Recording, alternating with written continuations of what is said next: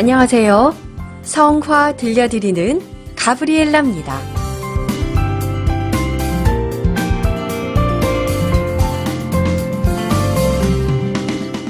11월 17일은 헝가리의 성녀 엘리사벳 수도자 기념일입니다. 오늘 축일을 맞으신 엘리사벳 자매님들께 축일 인사드려요. 축일을 축하드립니다. 헝가리의 성녀 엘리사벳은 빵 제조업자와 빵집, 자선사업기관의 수호성인이라고 불리는데요. 껄껄껄 깔깔깔 11월호에서는 바르톨로메오 스케도니가 그린 자선이라는 작품을 설명해드리고 묵상하겠습니다. 먼저 헝가리의 성녀 엘리사벳 수도자에 대해 말씀드릴게요.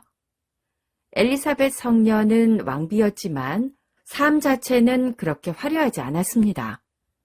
엘리사벳 성녀는 어린 나이에 정략 결혼을 하게 됐는데요.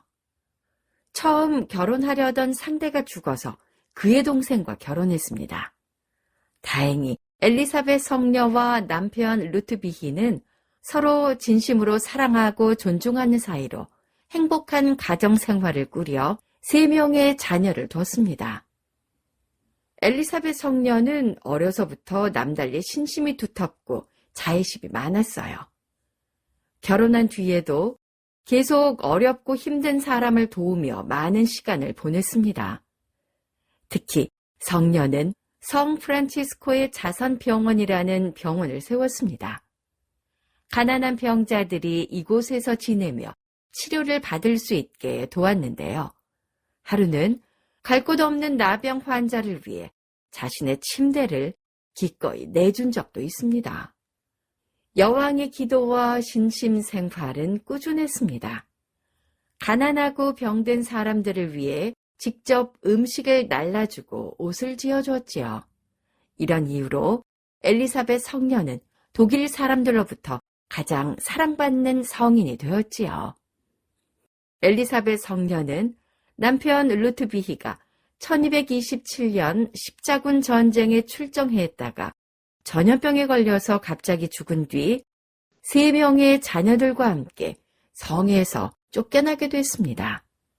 엘리사벳 성녀는 1228년 성 프란치스코 제3회에 입회했고 자신이 세운 성 프란치스코의 자선병원에서 불우한 사람들을 돌보며 여생을 보내셨어요. 24살이라는 비교적 젊은 나이로 1231년 11월 17일에 선종했고 선종한 지 4년 만에 성인 품에 올랐습니다. 오늘날 작은 형제회 제속 제3회의 수호성인으로 추앙받고 있습니다. 엘리사벳 성녀를 표현하고 있는 여러 성화 작품을 보면 빵과 장미를 찾으실 수 있습니다. 오늘 감상하실 작품에서도 빵을 보실 수 있으세요. 언젠가 성녀께서 가난한 사람들에게 빵을 나눠주시려고 바구니에 빵을 한가득 담고 성문 밖을 나서려는데 그때 남편 루트비히와 마주치게 됩니다. 이때 바구니에 담겨있던 빵이 장미꽃으로 변했다는 얘기가 전해지고 있어요. 이제 성화 들려드리는 가브리엘라가 준비한 작품 바르톨로메오 스케도니의 자선을 감상하시겠습니다. 바르톨로메오 스케도니는 이탈리아 모데나 출신으로 당시 바로크 예술의 전성기를 누렸던 파르마에서 주로 작품 활동을 했습니다. 하지만 비교적 젊은 나이인 30대 후반의 유명을 달리해 원숙기에 기대할 수 있는 작품을 많이 남기질 못했습니다. 오늘 여러분께서 보실 작품 자선은 헝가리의 성녀 엘리사벳 왕비의 생애 일화를 주제로 한 것입니다. 이 작품은 왕비로서 가난한 사람을 돌보는 것이 아니라 성에서 3 자녀와 쫓겨나 힘든 처지에 있으면서 자신처럼 어려운 상황에 있는 사람을 돕는 모습입니다.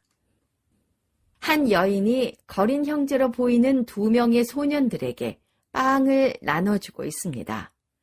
여인이 건네는 빵은 바구니에 푸짐히 담겨진 것이 아니라 자신이 먹을 빵을 나눠주는 듯해 보여요. 동생으로 보이는 거지가 빵을 받고 있고 그 옆에는 지팡이와 동생에게 의지한 시각 장애인으로 보이는 형이 관람객을 바라보며 서 있습니다. 관객을 바라보는 형의 투명한 눈동자가 그의 가련한 상황을 도드라지게 보이는 듯합니다.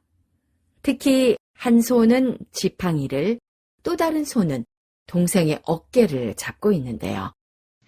어린 동생에게 의지해 살아가는 시각장애인 형의 모습으로 애잔하게 다가옵니다. 어린 동생은 빵을 건네주는 여인을 바라보고 있는데요. 시각장애인인 형을 부양하며 고된 삶을 살아가는 어린 동생의 모습을 볼 수 있습니다. 빵을 건네는 여인은 이 두 소년과는 다른 기품 있는 모습인데요. 옷차림으로 봐서 여인의 처지 또한 그리 넉넉한 편은 아닌 듯합니다. 엘리사벳 성녀가 남편과의 사별 후 성에서 쫓겨난 상황에 그녀의 모습이 깃들어져 있습니다.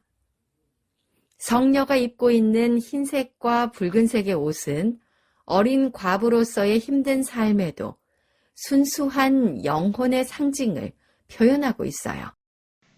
함께 책자의 편집상의 이유로 그림 속 주인공들의 다리 부분이 잘려져 있습니다. 원래 그림 속의 등장인물들은 모두 맨발로 있어요. 이것은 이들이 모두 하느님 안에서 가난한 사람이라는 것을 드러내고 있는 것입니다. 우리의 시선을 여인 앞에 있는 어린 소년으로 옮겨가 볼까요? 이 그림의 전체 구도는 빵을 나누는 것으로 구성되어 있는데요.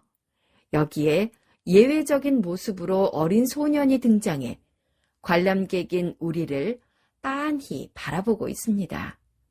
이 어린 소년은 엘리사벳 성녀가 낳은 3명의 아이 중 막내로 추정하고 있습니다. 어린 소년은 이 작품 어디에도 연관되지 않은 모습이지만 관객들의 시선을 사로잡는 그림의 중심 부분을 차지하고 있어요. 아마도 이 소년은 그림을 감상하는 관람객들에게 고귀한 자선 행위에 대해 깊은 관심을 가지도록 유도하고 있는 듯합니다. 오늘 축일을 지내는 헝가리의 성녀 엘리사벳은 자신에게 다가온 커다란 아픔을 이겨내고 같은 처지에 있는 사람들을 위로하며 그들의 친구가 되어주셨습니다.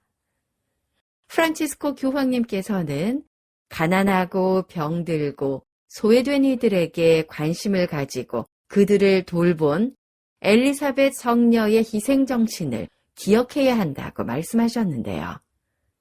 우리도 교황님의 말씀처럼 헝가리의 엘리사벳 성녀를 본받아 가난한 사람들을 도와야겠습니다. 가난하고 병든 사람들을 위해 왕비가 직접 음식을 나르고 옷을 지어주었다는 사실, 지금 들어도 놀랍기만 합니다. 어쩌면 노블레스 오블리주를 실천하신 분이 바로 헝가리의 엘리사벳 성녀신데요. 하느님께서 맡기신 모든 사람을 온 마음을 다해 사랑한 엘리사벳 성녀처럼 타인을 위해 살아갈 수 있는 우리들이 됐으면 합니다.